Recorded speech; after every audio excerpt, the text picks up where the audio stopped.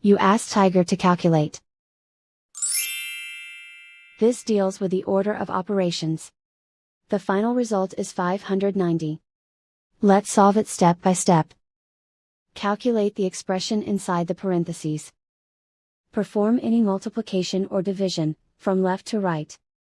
2 times 3 equals 6. Calculate any addition or subtraction, from left to right. 8 plus 6 equals 14. 300 minus 80 equals 220. 220 minus 5 equals 215. Perform any multiplication or division, from left to right.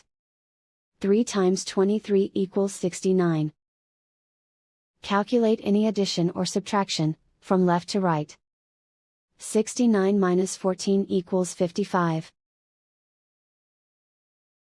Perform any multiplication or division, from left to right. 3 times 215 equals 645. Calculate any addition or subtraction, from left to right.